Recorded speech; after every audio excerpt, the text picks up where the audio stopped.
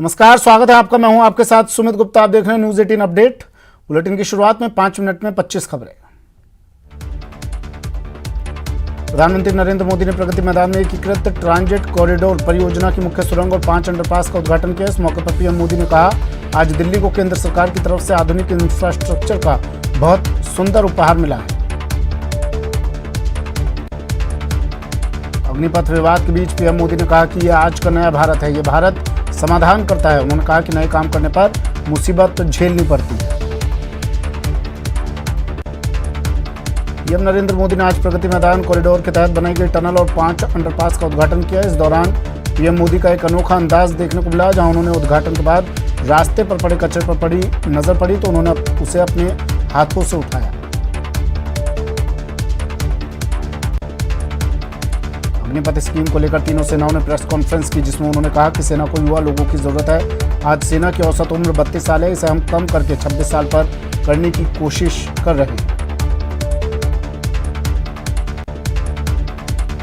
बिहार के पटना में spice jet विमान के इंजन में टेक ऑफ के दौरान आग लग गई। स्पाइस जेट का विमान पटना से दिल्ली के लिए उड़ान भर रहा था।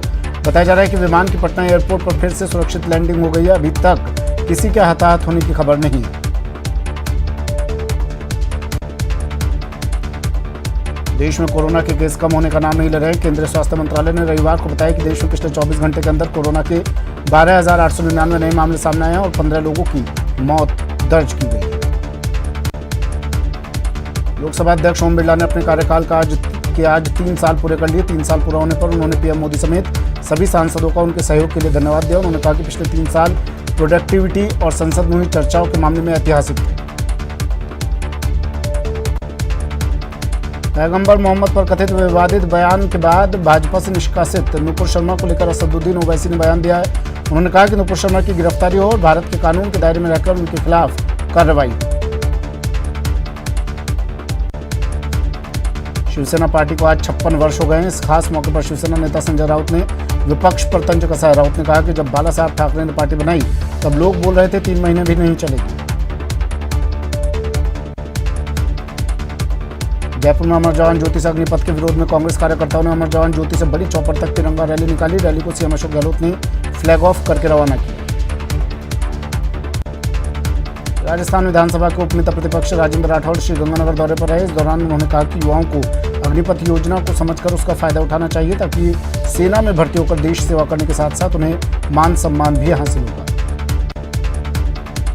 केंद्र सरकार की सेना भर्ती के लिए अग्निपथ योजना को लेकर देश के कई राज्यों में इसका विरोध प्रदर्शन किया जा रहा है। इसी को रोकने और समाज में शांति व्यवस्था बनाए रखने के लिए राजसमंद पुलिस ने विभिन्न नगर और कस्बों में फ्लैग मार्च किया।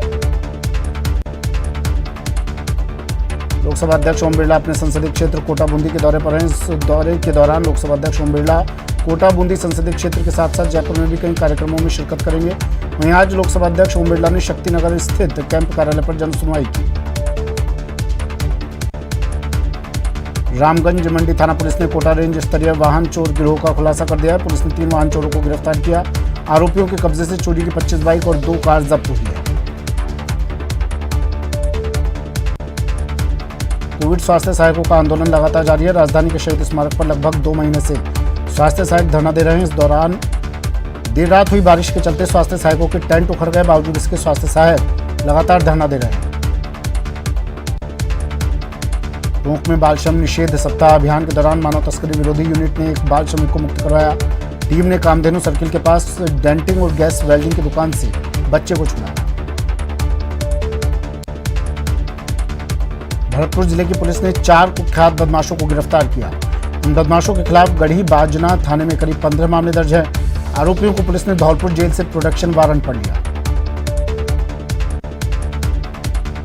कोटा के दादाबाड़ी थाना इलाके में कार की टक्कर से बाइक सवार 2 युवकों की मौत हो गई। घटना की सूचना पर पहुंची पुलिस ने दोनों शवों को कब्जे में लेकर पोस्टमार्टम के लिए भेज दिया है। पुलिस ने मृतकों के परिजनों को घटना की जानकारी दे दी है। कोटा के टावर नगर पालिका में भाजपा पार्षद और पालिका अध्यक्ष के पति के बीच मारपीट का वीडियो सामने आया है। दोनों पक्ष की ओर से सड़क पर खूब संग्राम हुआ और बात लाठी और लोहे के पाइप तक पहुंच गई। बांसवाड़ा के मोरडी मिल के बीएमडी प्लांट में केमिकल गिरने से एक युवक झुलस गया, जिससे गंभीर हालत में अस्पताल में भर्ती करवाया गया। जयपुर में द्रव्यवती नदी से जुड़े नाले में एक युवक की लाश मिलने से सनसनी मच गई। करीब 12 घंटे बाद भी मृतक की पहचान नहीं हो सकी। युवक की हत्या कर नाले में फेंका गया था, फिर वो किसी हादसे में नाले में गिर गया। इसकी जांच भट्टा बस्ती थाना पुलिस कर रही है। प्रतापगढ़ के घंटाली थाना क्षेत्र में एक ही परिवार के 7 लोगों की फूड पॉइजनिंग से तबीयत बिगड़ गई। वहीं इलाज के दौरान 2 बच्चों की मौत हो गई, साथ ही 5 लोगों का अस्पताल में इलाज जारी है। दौसा में प्री मानसून की जोरदार बारिश हुई, जिसके चलते दौसा शहर की सड़कें पूरी तरह लबालब हो गई और दरिया जैसी नजर आने लगी। शहर के अधिकतर इलाके जलमग्न हो गए और शहर की छोटी गलियां हों या फिर मुख्य रास्ते, सभी में पानी ही पानी नजर आया। बाना जिले में बारिश की शुरुआत के साथ ही टिड्डी का प्रकोप परेशानी का कारण बना हुआ है। रात को बिजली के उजाले में ये टिड्डियां बड़ी संख्या में घरों में घुस आती हैं, जिससे लोगों को भारी परेशानी का सामना करना पड़ रहा है। जयपुर में सांप्रदायिक सौहार्द को बढ़ावा देने के लिए क्रिकेट टूर्नामेंट का आयोजन किया जाएगा, जिससे नॉर्थ जिले के युवाओं को पुलिस से जोड़ा जा सके। ये टूर्नामेंट 21 जून से शुरू होगा, जिसका फाइनल मैच 3 जुलाई तक जयपुर में किया जाएगा।